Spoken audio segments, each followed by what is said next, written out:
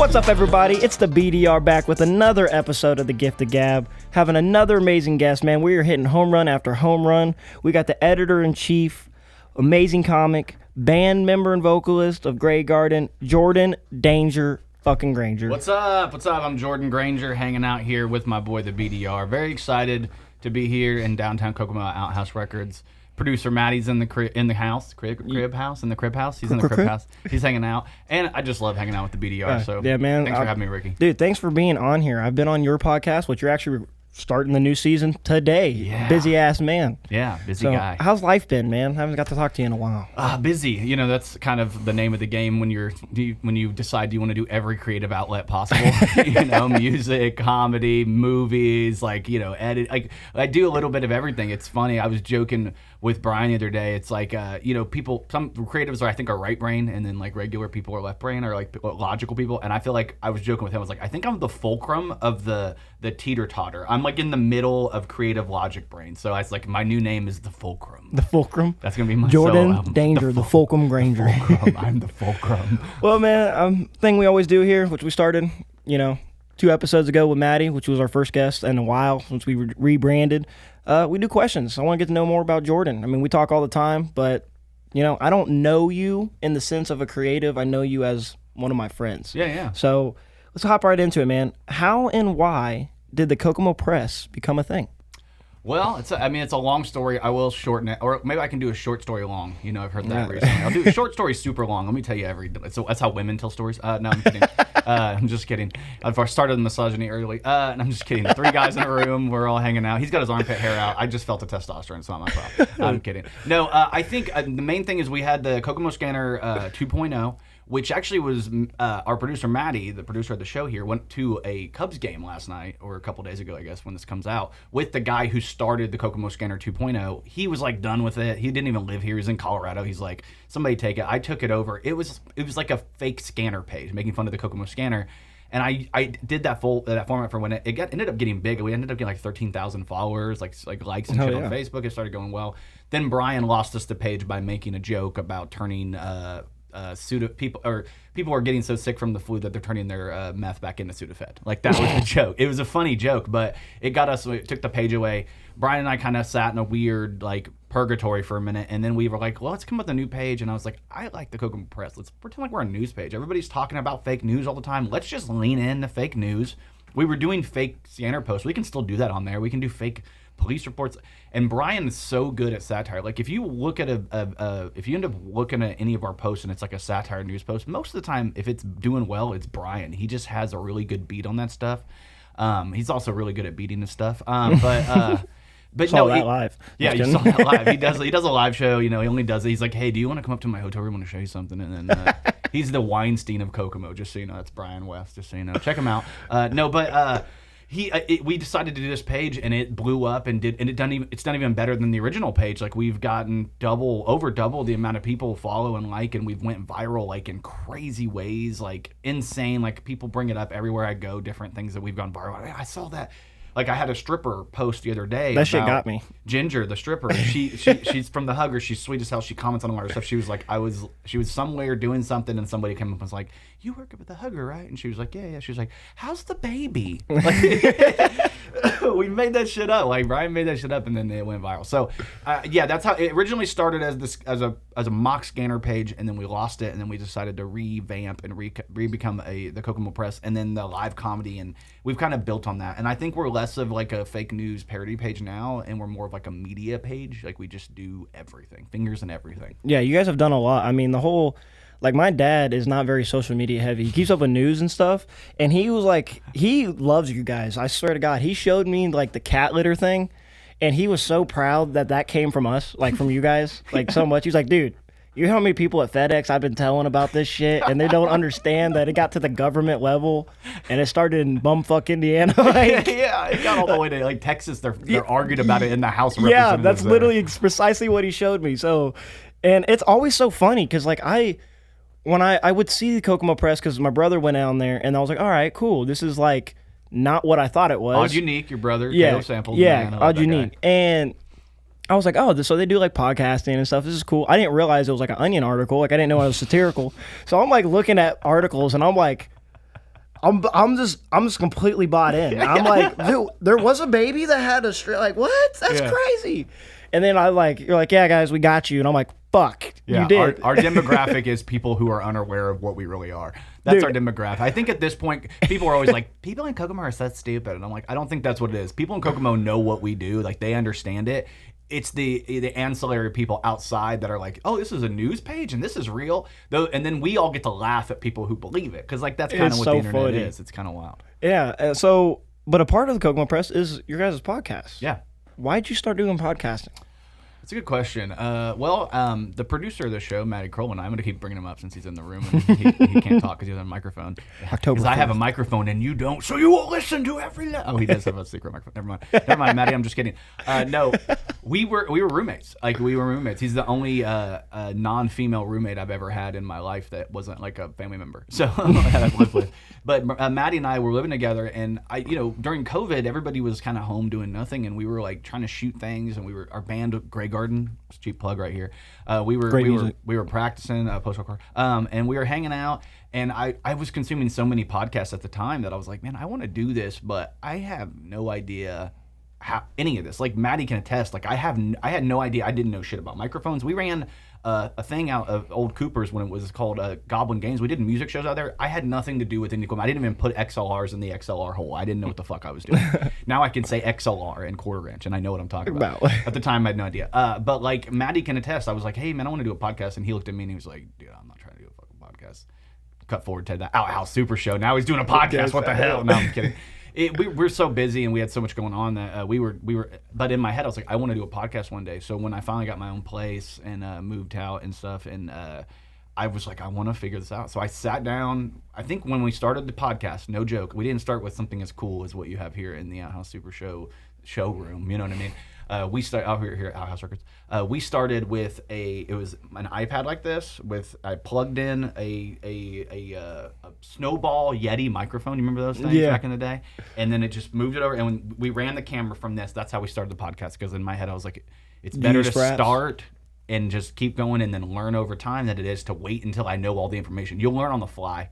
And now we're multi-cam, we have our own mixer, we have our own microphones for every person. We have room cams. And it's like a full set. People go in there and they're like, "Holy shit!" I'm like, "You should have seen what it was in the beginning." No, I completely understand that because, fun fact: the reason I got back into podcasting and really got actually like committed to it was I got to get the firsthand experience of being on it. Yeah. Joining Kokomo Press and then Matty's Outhouse Super Show with Messi and Kibbles. I got to be on there, and I was like, man, I really like this. Like, I really like just having conversation and expressing myself without having to come up with a catchy rhyme or an earworm and just like talk about shit that I will talk about in my music but like enjoy. And I don't know much about the production side, so that's why we're at Outhouse Productions, because it's I smart, started man. with it with like Discord with my buddies, and like I just had my laptop webcam. I didn't even have like an actual webcam, and then we're just using I'm literally using my studio microphone, and it's like off to the side, so I just sound like I'm all the way over here talking the entire time. Yeah. And I was like, man, I really got to update this shit and have like a good time, and like here we are. Yeah, it's a great show. I mean, like I said, I've watched the first 2 episodes of it. I'm excited to be number 3, baby. You know what I'm saying? This is going to be a fun time. And this is a great studio. I think people really should hit up Matty if they're trying to do this and they're like, I have no idea how to do a podcast, where to start. Like, hit up Matty Kroll over here at Outhouse Productions, over here at Outhouse Records in downtown Kokomo, because he can produce a show for you. And you can, I mean, I'm sure he'll even do a couple episodes for you to try out. You can call it a special, whatever, see how you feel about it. And if it's great, then, go from there and just keep going. One thing that's not really highlighted much, and I haven't highlighted, but I've talked about a lot with it, is the wealth of knowledge that Matty has is insurmountable, to be honest. Like, I have learned so much. I swear I have a film passion now, because he'll just be talking and I'll just stop whatever I'm doing and I'm like, all right, we're into this. Like, I did some acting for the music video. I was like, bought the fuck in. I'm like, supposed to be out of breath for the scene. I started huffing and puffing before we even started, trying to like method act. Do you guys have a release date for the music video, or are you guys still working on that? We do not. Not yet. Not yet, because you're hoping to have it within the next like 1 month. Hopefully sooner. It's all weather permitting. Everything, every single scene is outside. Like on my brother's episode, I was talked about how we're gonna shoot the rest of that music video today. Yeah. We shot fuck all because it rained the entire time. That's how it goes. Yeah, and we drove 45 minutes to get a late night shot. We were out there till almost 1 a.m. Yeah. And we were out there from like 10 o'clock at night till like 1 in the morning just doing shots. And shout out Courtney, Maddie's old lady. She's been helping out. She's so old, too. Yeah, old, but I mean, Kokomo Press. She's part of Kokomo Press, too. Let's bring that up. Yeah, Courtney Richardson. Fucking, she's so old, dude. Yeah, fucking grandma, bro. I love her to death. No. Grandma Courtney. But no, we've been putting a lot of work into it. And I think as we've been getting delayed with weather, we were talking about this before we recorded, was like the appreciation and the meticulous thought of improving with each like small little thing, like subliminal things, just that. Whoops. Sorry. Other brother. I got a lot of siblings, they're assholes. But a lot of subliminal things going on, and just really in that process, really learning and growing a passion for it. Like, I'm definitely going to be getting in the film industry, even amateurishly, in some capacity. New movie, fucking Hex coming out. Yeah. Brother's going to be on it.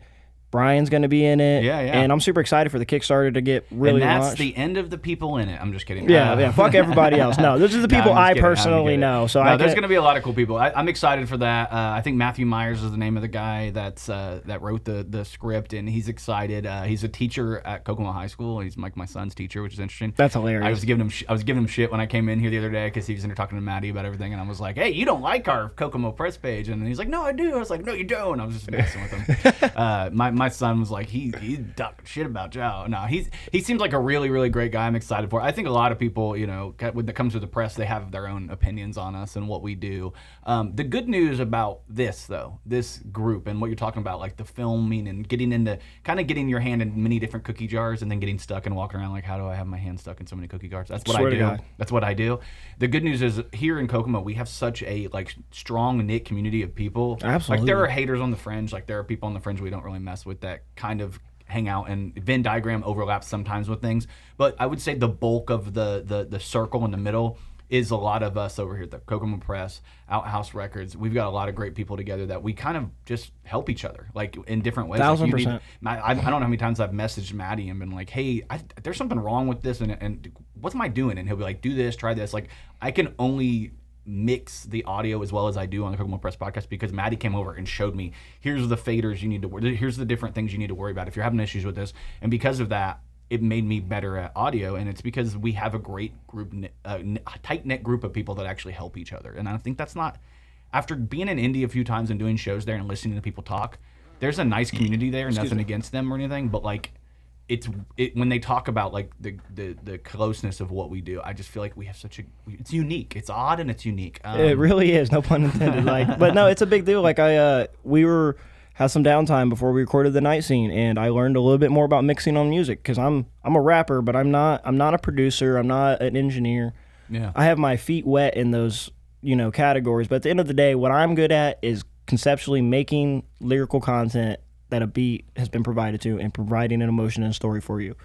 Other than that, my expertise kind of goes out the fucking window. But I learned about auto ducking, and I've been watching a lot of fucking YouTube videos, by the way, like a lot, because it's a mixing thing to just get that. It's always that next level. Like, I'm going to sit at a solid 9.9, but Maddie's going to get you to that extra 0.02. You're going to get 10.1 on you, and you're going to get that extra mile every single time. But speaking of having your hands on multiple different things, you're a comic. Mm-hmm. You're a podcaster. Yep. You're a vocalist and band member of Grey Garden. Yep. Out of those three, as of right now, because I know you got joy from all of them, which one is bringing you the joy the most? That's a good question. I haven't done, so let's add a little context. I haven't podcasted. This is the first podcast I've done in probably like almost a month and a half, 2 months. And this is fun to do, but podcasting to me is, it's fun. It's something to do, and I like it for the promotional aspect of it, but so I would probably rank that third. I'd say out of 1 and 2, comedy, I've been doing so much of it lately because you don't need other people.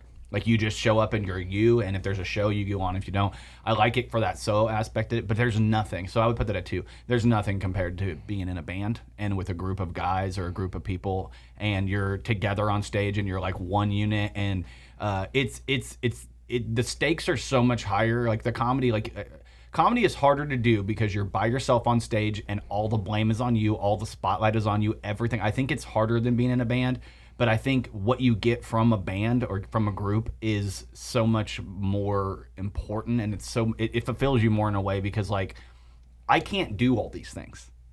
You know what I mean? Right, Like, yeah, 100%. In a podcast, I can sit and talk all day. I've done podcasts by myself. I can do that. I've done comedy by myself. But when I walk in to a show with Maddie and Justin and Jeremy and Ryan, and we're all sitting there and we're all getting ready, if any one of us isn't doing well, it affects the whole. But when we're all doing well, it creates something that we could never have created by ourselves. So I think music and being in a band and Grey Garden, which cheap plug on the hat. Check their music out for real. Come to their shows. Outhouse or shopouthouse.com. Go get one right now. BDR merch is going on there soon too. Yeah, go get it. Go get shopouthouse.com. Get this right there. Kokomo Press.shop right here. Merch. When you the reality of it is being in a band is such a unique thing that a lot of people don't get to do. Bands are hard to keep together. The fact that we've been together going on, I think we're getting closer and closer to like 5 years. I think we started in like 2019. I think we might be getting closer to 6, to be honest. And we had a little bit of a break there, and we got back together, and now we're show ready again. As of this moment, you guys know we have been announced as the headlining band this year at Harvest Fest. That is a big deal though, for real, because like I've seen the lineups and stuff. Like I haven't, like I said before, I haven't been the one because I know a lot about it, but I haven't been the one. Yeah, check out the flyer right here. So October 4th, and I'm gonna go ahead and segue into what you brought a thought of me is in the camaraderie of it. So like you said, with comedy, you can do stuff by yourself. Yeah. Same thing as a hip-hop artist. I mean, the way I got my first shows and did all that, it was just me reaching out and just kind of putting the pressure on my back. And it's like, all right, I know I can deliver a show. But with that being said, put me on stage with Odd Unique or put me on stage with another artist that I have really good chemistry with, but specifically my brother, because obviously we're brothers, so we have a natural bond, thankfully. There's something that we can create that I cannot create no matter how good of a performance I do by myself, because you have like your hype man, you have the energy being brought up, and you have a subliminal validation of what you're doing sounds good, because if they're not going to be on the song unless they want to be a part of the performance and stuff, so they're going to by default be like, check out what he, like tap in. You know, I'm behind him getting excited about it because I enjoyed this song. Oh, yeah. So like Jimi Hendrix is one of literally to this day my favorite song to perform. Oh, when I watched the first time I saw you guys perform that song, as I think that might have been the first time I ever saw you perform ever. I've seen Caleb perform before at different things, you know what I mean? But that was the first time I've ever saw you perform, and that song, it stuck with me so strongly because of the way you guys push each other on stage. You cannot go on stage and give a half-ass performance if the guy next to you is fucking killing it, because you look like an idiot. You 100%. feed off of each other, and not just because you're brothers, but because musically you guys do have that connection. Not just on the family level, but also on that music level. You guys have very similar, very energetic personalities. And I think when you guys get on stage and you're doing Jimi Hendrix, start hit me alive. Yeah, like, it brings it out of you. So good. It's such a good song. Yeah, it really brings it out of you. And like, I don't know, there's like, it's like going from 10 to 11. Like, because like I'm pumped for my own shows. I'm pumped for my own set. I'm pumped to like make great music, provide that. That's like my selfish ego. I love providing that experience. That's my validation. Yeah. But then song What I Like, it's actually I haven't dropped it yet, I don't think. New song coming out soon. But we did a show here. It was February 8th actually. You guys hosted, and we did What I Like. Yeah. It was one of my songs, and he's featured on. Then he has the middle verse, and like first verse kind of like energetic, and we kind of did it like Jimi Hendrix. Unintentionally but naturally, and by the time we're on my second verse, which is the final verse, he's behind me going, hey, yeah, hey, and the entire crowd is getting sucked into that and bringing the energy there. And I think that might have been when I came on stage and was shooting a little bit of video of you guys. I was like, you guys were, I mean, you could just hear the crowd, even the crowd was like, they reacted differently because of your guys' energy. And I think that kind of goes back to the original question that started this whole thing. There was, you know, the difference between being in a group where people push each other versus doing things by yourself. 100%. And I think that's like kind of the name of the game with everything we do. You know, we all push each other in this local artist creative community because we're all like, you could do better than that. Like, we're honest with each other. Like, you could do better than that, or this can be better, or yeah, you could shoot that video by yourself. You could shoot yourself, you know, doing whatever you're doing, but like, is it gonna look as cinematic as what Maddie Kroll can make it look? 100%. Like, is the interview gonna be as tight as it would have been, you know, over at, you know, the Kokomo Press if they did it? If they, you know, is your hosting gonna be as good if you don't have me there? No, it's not. It's not gonna be as good unless I'm there. People bring the energy out of you, and then like we have a repertoire built with each other outside of the actual creative endeavor by showing up to support, showing up to the open mics. You show up to the shows. Maddie's fucking everywhere all the time. I don't know how the fuck. I'm not even going to name when he shows up to, because if it's happening, he's there. Just Maddie, quit fucking everywhere. Yeah. Why are you always fucking everywhere, Maddie? Finishing on the camaraderie thing is, Odd Unique, the BDR, we have a set list, 30 minutes at Harvest Fest. Woo! All duo set the entire time. So if you like high energy, you like stories, you like a good time, 30 minutes of just euphoria coming your way. And then obviously you're going to be doing comedy there. Yep. Caleb Sample, a.k.a. Odd Unique, is also doing comedy there. Yep. Super excited for that.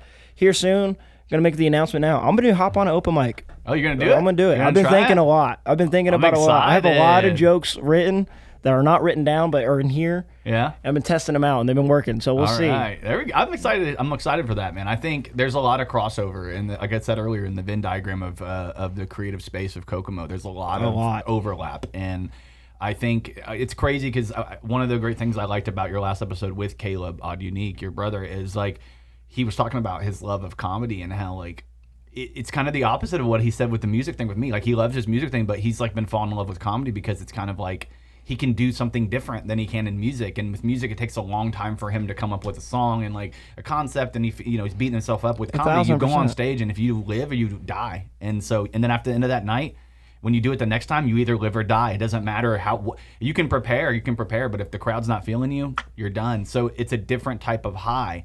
And so I feel like he's gonna, and you're gonna. That's what makes me excited because like in the fray. my live performance start was at Club Obsession. Yeah. Old Big Daddy's, which is now Banditos. I actually went there with lunch with Maddie. Pretty good. Not gonna lie. Justin's also pretty solid. Yeah. But there's fucking, there's a fountain where a stripper pole used to be, and there's more tables where there used to be a stage. So it was kind of a literal fountain just going. Dude, I watched a girl in there on the stripper pole perform a fountain one time. It was just squirting everywhere. So it's nice to know that they put something in to memorialize it. Yeah, exactly. It's nice to know that she's up there. Shout out to Heaven. We appreciate you. Moving on. Continue with comedy. So I asked my brother the Mount Rushmore of hip hop for him. Yeah. And I'm really into comedy actually a lot too. It's why I'm kind of getting the itch to really go try it. I've been watching comedy for a while time. What's your Mount Rushmore of comedy? Yeah. Well, if you're getting the itch, there's a topical cream for it. It's called the Blind Tiger. Just don't use Preparation H, all right? I'm kidding. I'm throwing shots and I don't need to. I apologize, BDR. It's only episode 3. I'm causing drama this is what we were here for, baby. This is what I do, baby. There's a topical itch cream. No, I'm kidding.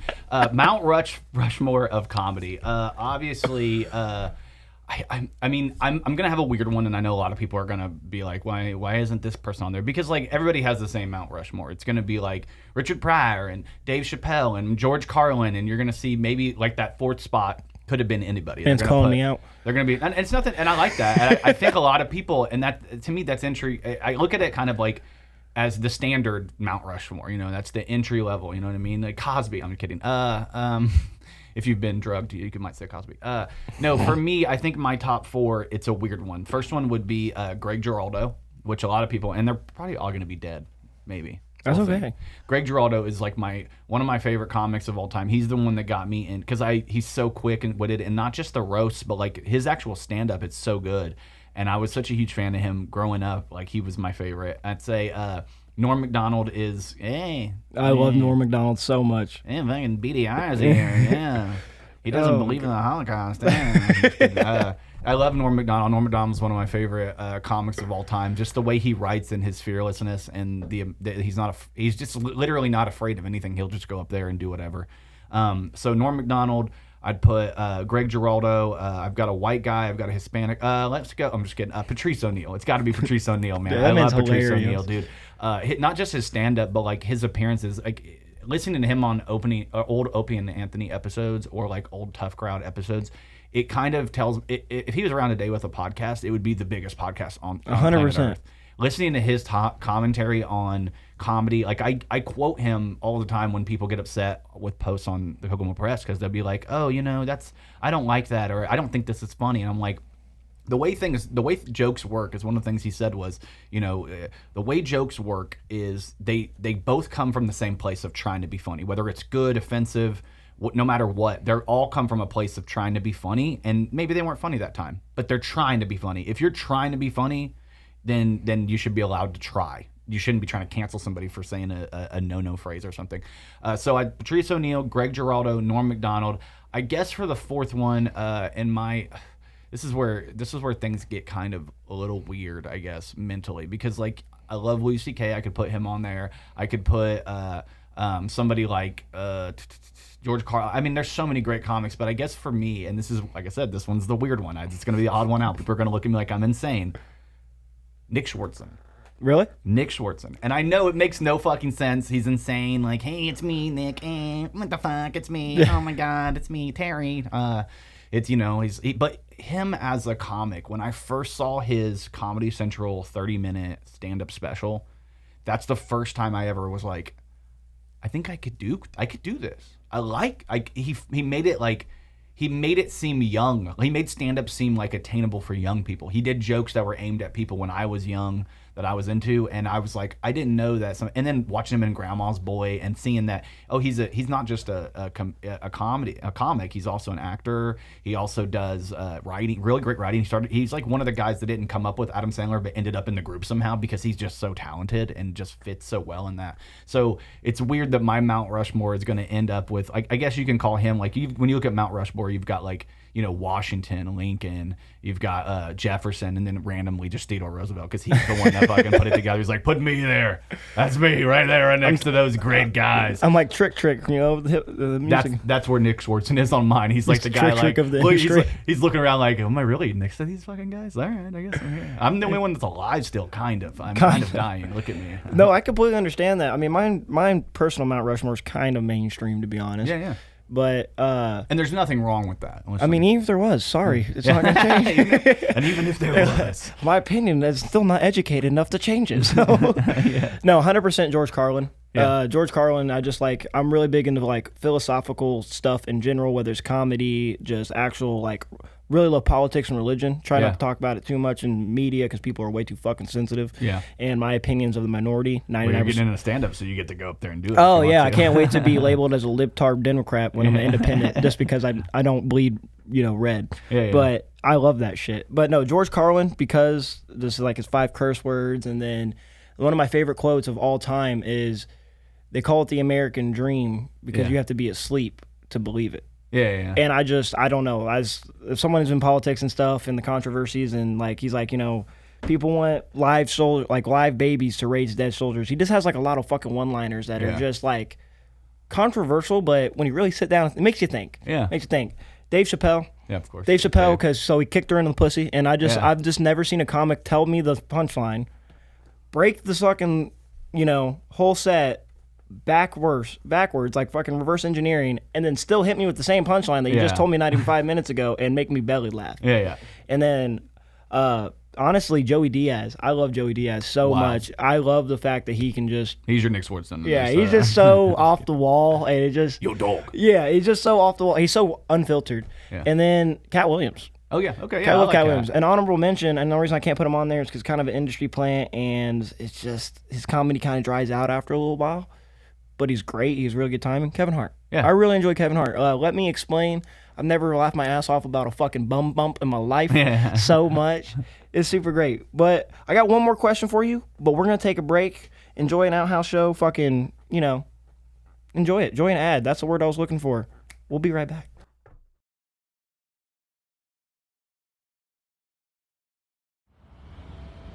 $150, $160. Man, I'm like $50 short. Mess is gonna kill me. One record, please. Aren't you a little young to be listening to Kiss? Aren't you just a stupid puppet? Aw. Can I have the record or not? Fine. Thanks. Hey, Mess. Hi, Barry.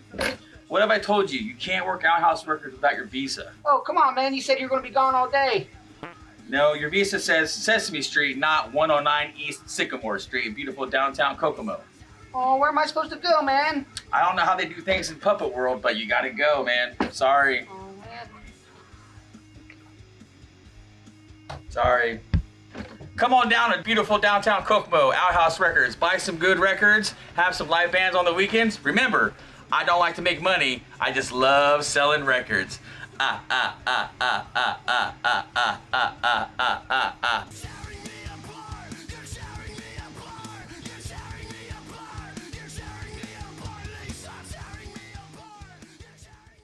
and then I farted on her balls. Anyway, What the fuck? Nah. Whoa, welcome back to the Gift of Gab, guys. We're back from our break. I got one more question for you, and then we got some more other fun topics to get into, and whatever else you want to bring up, because this is just a fucking pow kind of podcast. We just talk about whatever.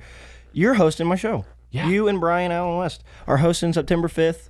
Outhouse Records, 109 Sycamore Street, East Sycamore Street. Said it too fast. Get your ass here. Gonna be a great show. Also, is a fundraiser for Harvest Fest, so y'all need to be there at both shows. Just because I'm gonna perform. No, I'm just kidding. But you really do need to be there. It's gonna be a great time. Yeah, I'm gonna be there. How do you like hosting shows, man? I mean, I haven't really seen you guys host too many shows other than stuff that you put up. But like, you hosted February 8th, the show, my first show ever. Yeah, that show was not a home run from you guys. Like easily kept the energy good and everything. I'm going to be honest with you, and I'm going to spill a little bit of tea. When it comes to hosting, I fucking love it. It's one of my favorite. Honestly, if you would have put hosting on the list of 4, it might have beat out my band. I'm just kidding. I love Grey Garden. Which, to me, in my head, I'm like, I love doing it because, like, I can write bits for specifically the show that can be, like, related to... I don't know, like if somebody just randomly drops something in the middle of a podcast, like I can write a bit about that. Yeah, great bit. It's funny to me because like I like to be able to write bits. I like to be able to do like physical comedy because that's something I can't really do in 5 minutes at our open mic or like I think for your show I came out and I wore like the full jumpsuit with like an old man wig on. And I came out and I was like, "Oh, you hip hop heads aren't like when I was younger, like Run DMC or Beastie Boys. Like you guys don't have a melody, you can't run on the beat, like that type of thing. Like you to me like that is what it gives me an opportunity to like be a character, to do something goofy, to swat that fly away. It's back from the last episode. He heard us talking. He's like, I got the gift of fucking flying. Gift of flies. Fly.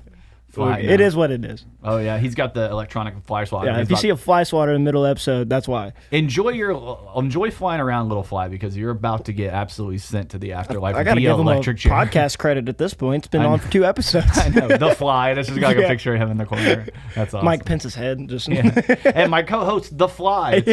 Who's your co-host is fucking what's his name from the Fly? You know what I'm talking about? Fucking hey, it's me. Yeah. Jeff Goldblum. Looking for it?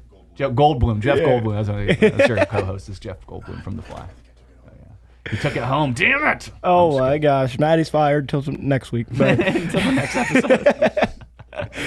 No, man, that's awesome. Yeah, because in all reality, being a promoter and throwing shows is really stressful because I care a lot. I'm kind of egotistical about it, to be honest, because I'm like, I'm throwing the best show. I don't care what show you throw. My show's going to be best. Because you give a fuck. Yeah. That's matter. But it's all about strategy.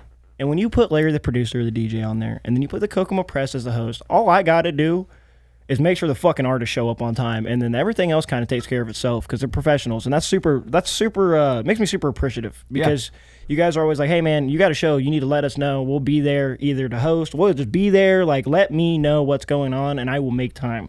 And having that outlet and that like ability to schedule my life and make that workload that much smaller and know that because I'm doing that and being, I don't want to use the word lazy, but taking the workload off and making the show better because of it is such a, like, honestly, a euphoric feeling because I get to be a fan in the moment now. I don't have to stress myself out, but all right, because I can go up there and talk just fine. It don't bother me none at all.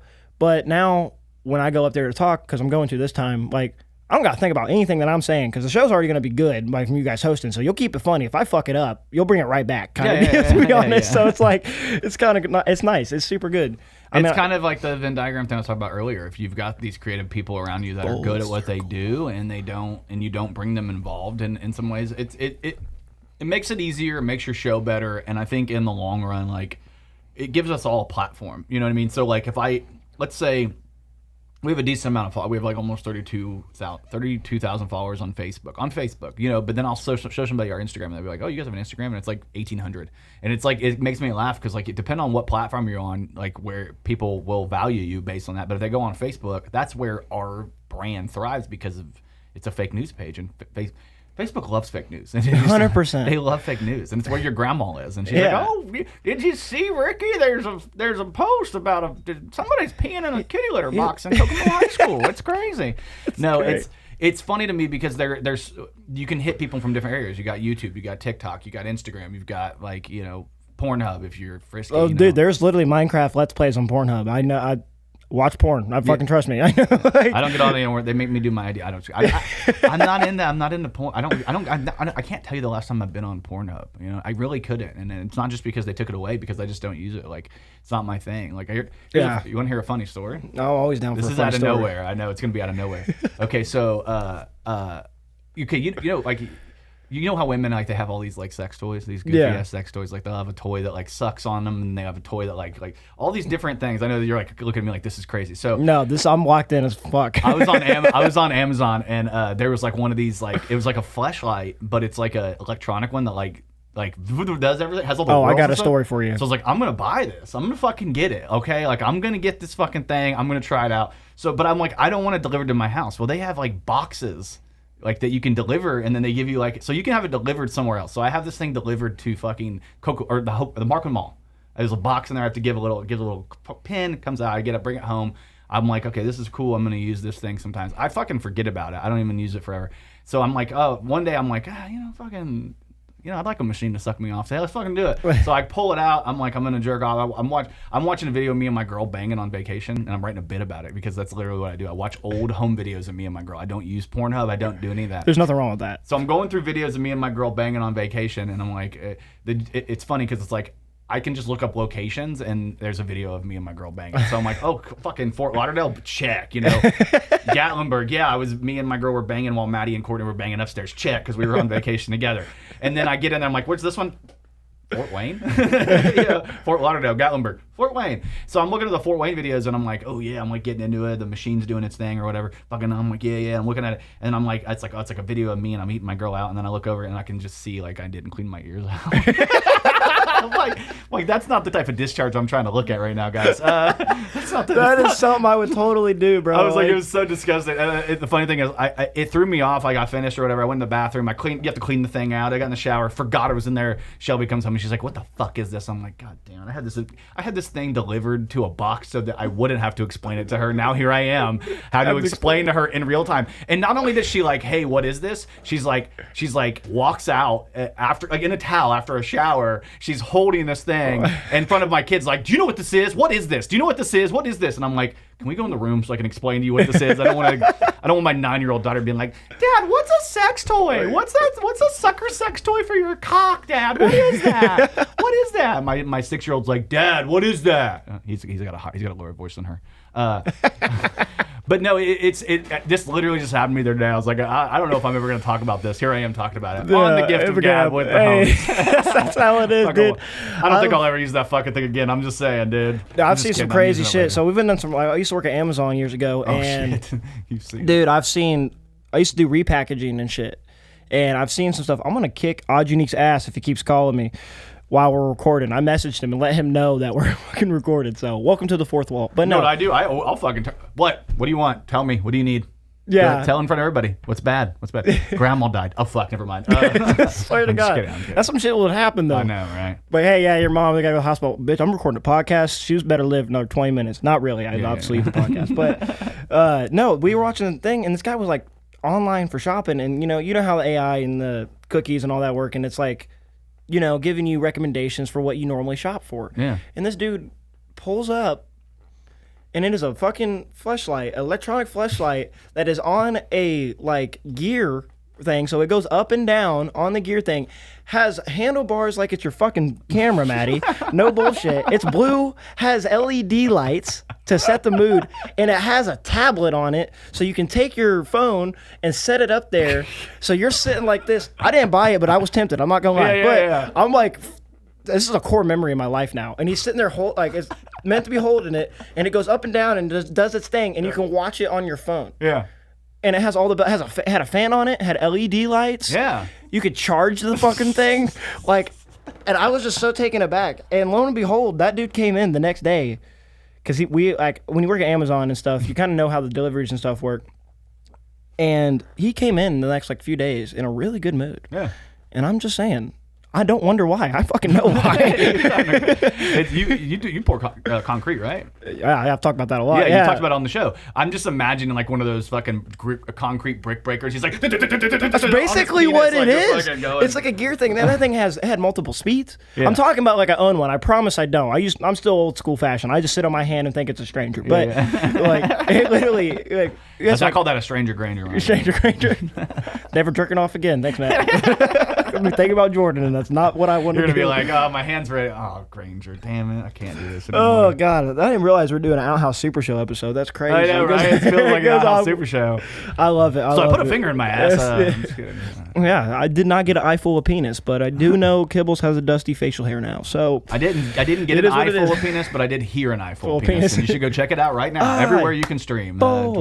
Dwarf Among Midgets, eye full of penis. And it's Handicap not eye dances- full, it's Eiffel, like as in the tower. yeah, it is absolutely. Actually, it's a great song. There's something about Dwarf that I just can't get enough of, and it's like comedy rock is not strictly, but my favorite songs specifically are comedy rock. Brown Hole Sun, Put It in His Butt.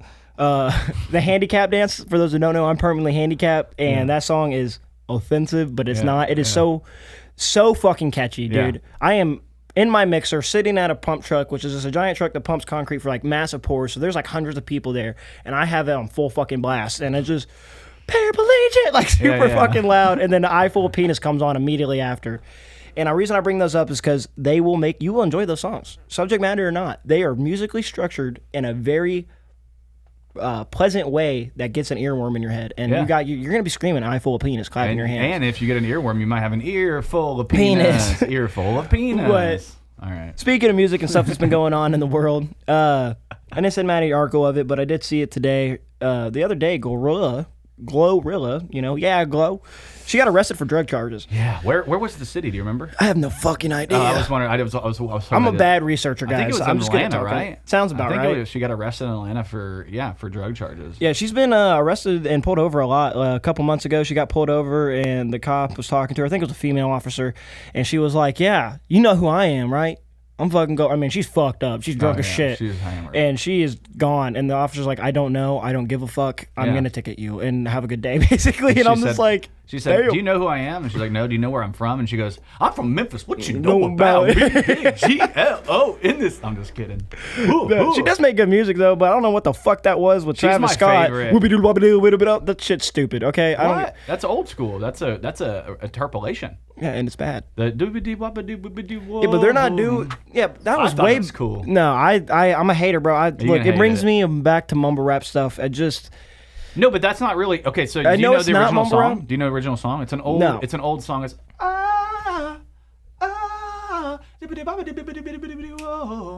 You've heard it before, right, Manny? It's an old school song. You're but making it's the it beginning remember. of a song, and it became part of the beat. Well, what they did is they flipped it, slowed it down, and made it.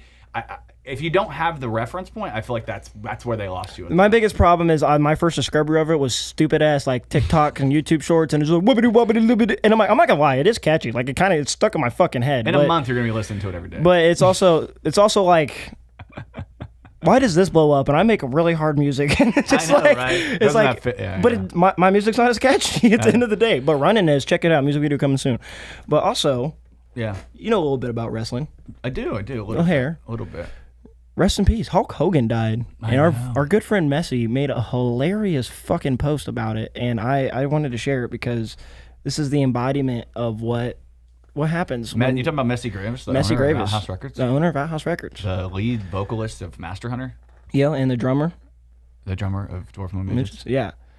Yeah, he said he didn't kick out. And everyone knows that, one of the famous things about Hulk Hogan is that's not going to work for me, brother. He does not get pinned by anybody, really. Only like 5 people in his entire 10 years as a wrestler. This obviously happened. We record podcast episodes every 2 weeks, so stuff goes on. We kind of get behind a little bit, but like, he should have said he didn't kick out about 10 times for every time that Hulk Hogan said the N-word. You know what I mean? You got to get that full reference. Yeah, they said, did he, what happened right before he passed away? And they're like, did he black out? And it's like, no, brother, he totally whited out. He did not black out. He refused to black out. But yeah, Hulk Hogan's dead. And specifically, it's kind of separating the art from the person, which I do not do typically because I feel like art is a reflection of the person. Yeah.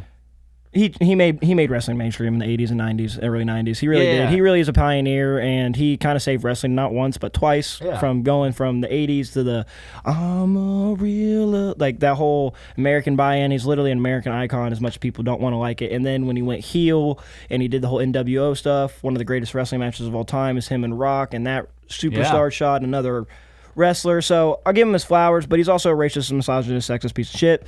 And you know, I guess I speak, ill of the dead. Fuck him. Fuck you. Fuck him. That's how I feel. Well, I think somebody said, I fucking Hulk Hogan's cool. I don't like Terry Bologna or whatever the fuck his last name is. Terry. I think not Terry Crews, but Bolognese. Bolognese. He got balls and mayonnaise, but fuck Terry. No, I do. It's always you look back on these situations and it's like people who did great things and really like informed your childhood, and then they fuck up in like a major way, and then you're like, God, now I have to reconceptualize my entire childhood. And he's one of those guys that made that happen for a lot of people. And I think at the end of the day, like Hulk Hogan was great. Everybody liked Hulk Hogan. I think his heel turn in the WCW was great. I just don't like Terry Bollea's heel turn was horrible. Like his heel turn, fuck that. 100%. Like I'm not gonna sit here and say that Hulk Hogan. Most people don't want to admit it. That dude was the epitome of what cool was for the longest time. Yeah. I mean, he was fucking doing shitty movies. He was on he was like Michael Jordan fucking on every cereal box, and everyone was quoting them. And Real American is a massive song. Everyone knows that song. Whether you know it's Hulk Hogan or not, you know that song. And everyone wanted to be a real American. But other celebrities that died, unfortunately, the great legend, lead from Black Sabbath and his own artist shortly after, Ozzy Osbourne. Rest in peace. I haven't seen the COD yet. Yeah. But there's been a lot of rumor mills on the internet and stuff, and I've talked to a lot of people who are really big fans, and I'm pretty sure it was assisted suicide. Yeah. In Sweden. Well, we go from a guy who what a fucking legend, who ripped his shirt off to a guy who ripped the head off a bat. So we're just ripping shit. We're just ripping shit in this motherfucker. No, Ozzy Osbourne, great. Meet the Osbournes, I think that's what the TV show was called. Yep. Great. The way they turned the was it Crazy Train into like an old big band, like look crazy. That's what it's fucking great. I mean, I just want to say one thing really quickly. Sharon. I think we all got to give him a fucking Sharon. That's for you, Ozzy. You're welcome. Oh my god. No, if you guys haven't, I mean, it's hard pressed for me to find someone who doesn't know who Ozzy Osbourne is, but I am of the younger generation, and there's people under me who don't really keep up with the old school rock and stuff.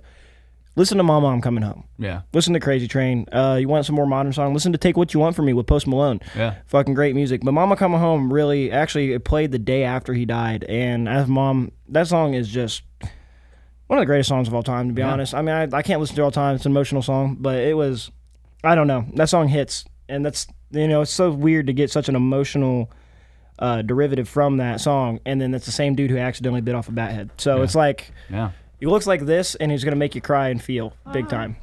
Times a change. Yeah. I don't know the words very well. Mama. Yeah, I can't sing, so I'm not going to ruin it, but it's a great song. Oh, man. Mine's all over the place. No, I'm just kidding. So we're going to get into some UFC shit. Let's do it. Let's talk about it. I'm super passionate about that, about as much as I am about fucking pouring concrete. Dustin Poirier had his last match about a week ago at the time of recording, and he's officially retired. And one of his big things was he never got a guillotine submission. Jump with the guillotine, and he almost did it, and it was a big moment of failure, to be honest. But it was like that moment of hope. Max Holloway was his competitor, and that was their third fight. Dustin was up 2-1 on him. Fucking legend.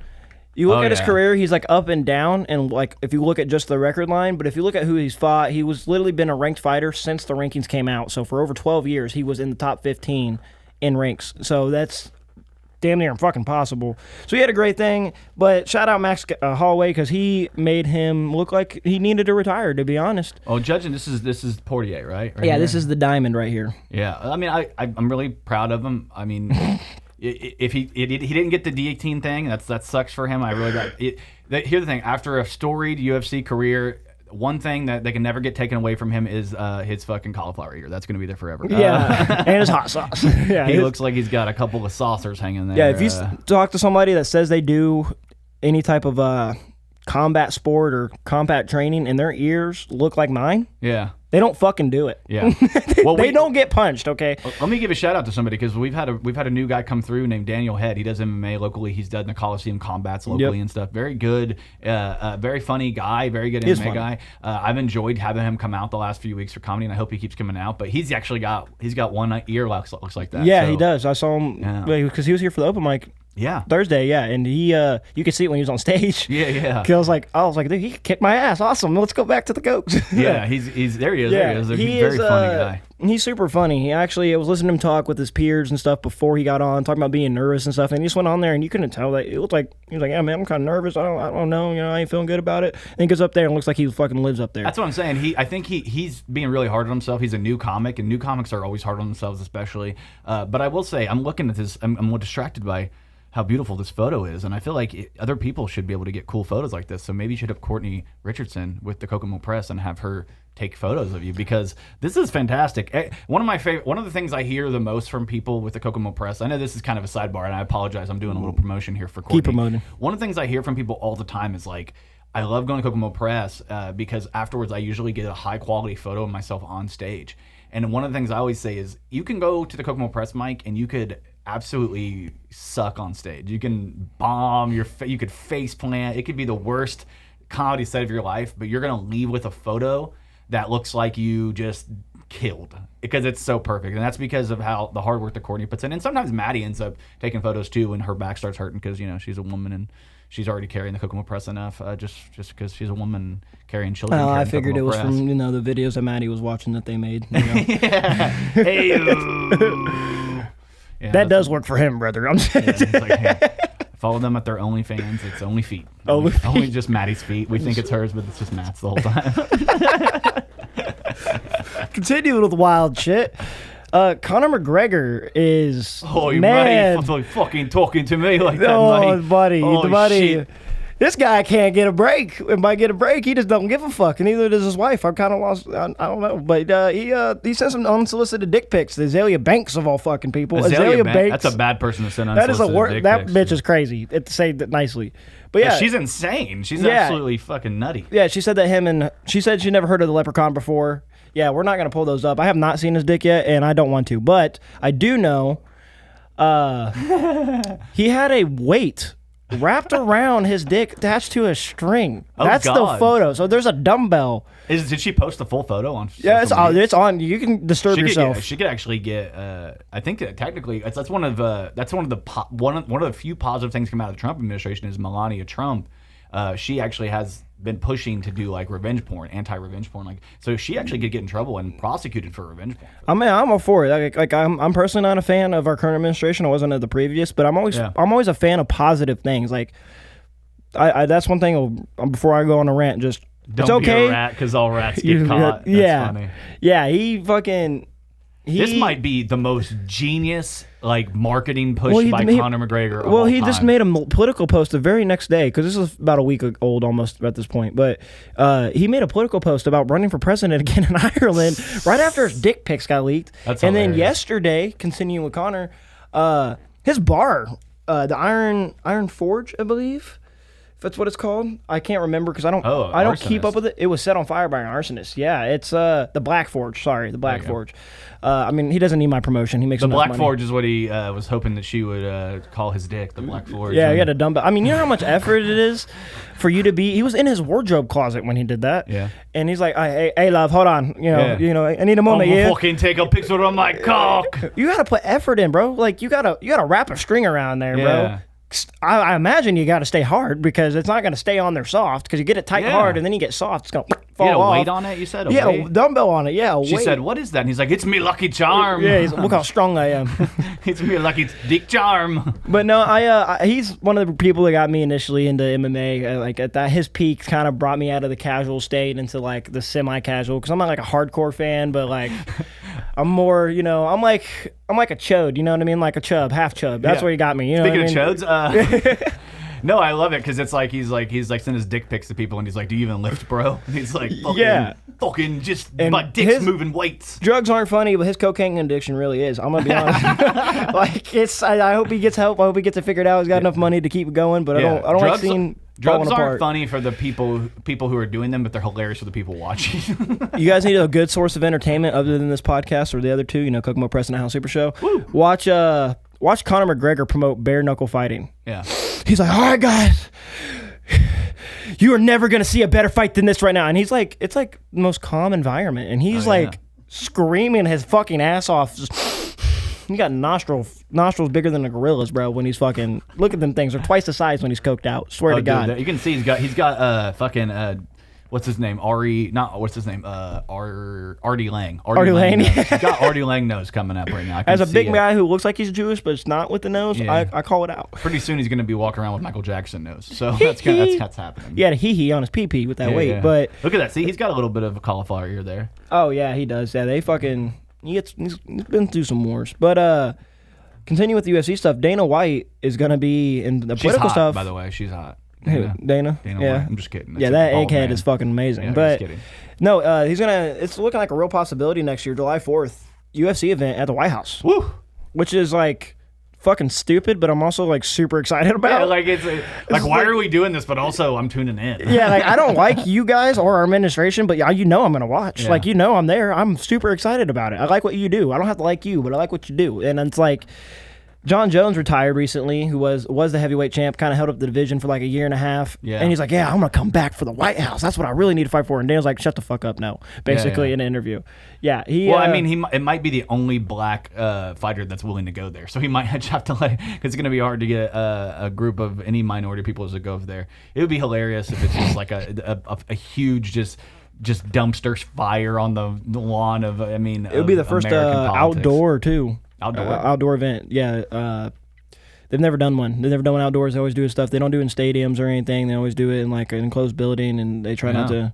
If a stadium has an open roof, they don't do it. They won't do it. That's why Ilia Topuria, who's I believe it's light heavyweight champion, and yeah, it just makes it difficult. But Shane Gillis had a hilarious joke at the ESPYs about that. Did you see that? Yes. About they're planning on doing a UFC fight on the White House lawn. It's Trump. It's like the first. I think it should Trump versus Biden. Yeah, it was basically like it was like it's like a Trump. The last time Trump tried to stage a fight in D.C., Mike Pence almost died, which is hilarious. Yeah, it was a great joke. And real quick, Ben Askren, for those who keep up with MMA, almost died. Was in like a coma for like 2 weeks. He recently just got out of the hospital like a couple days ago, and he is talking, still having a hard time walking and stuff.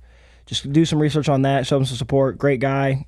Got fucking knocked out like crazy when he fought, and just a good dude. We're glad he's alive. You know what I mean? Sean Strickland got suspended because he can't fight in the octagon, but he'll fight out of it.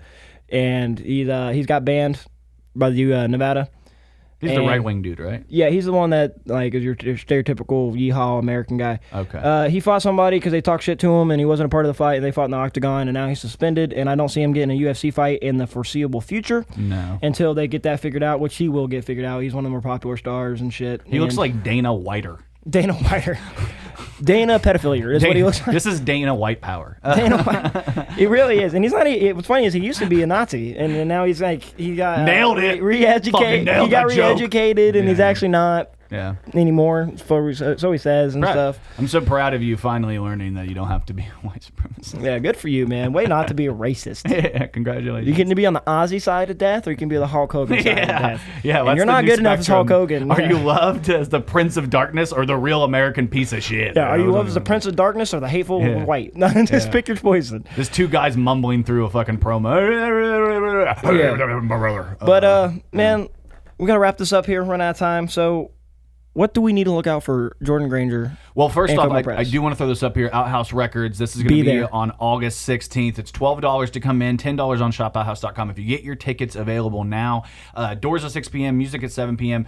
Dingo, Fading Polaroids, Our Hero's Demise, In the Hourglass, who I fucking love. Already bought their shirt, love their album. And then, of course, headlining that show will be my band, Grey Garden. And then check us out, October 4th when we're headlining Harvest Fest. For Kokomo Press, we're going to be doing a roast battle on the 23rd of August. That flyer is going to be coming out soon. We have our final open mic. If you're watching this on Wednesday, the next night here at Outhouse, our final, we're going to be moving out of Outhouse Records.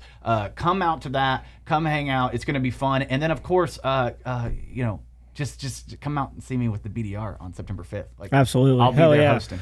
But we'll wrap it up there, guys. New song drops tomorrow, Leveling Up. It's the intro of the podcast as of right now. My name's the BDR. Jordan, thank you for joining me. Thanks, This brother. has been the Gift of Gab. Fuck y'all.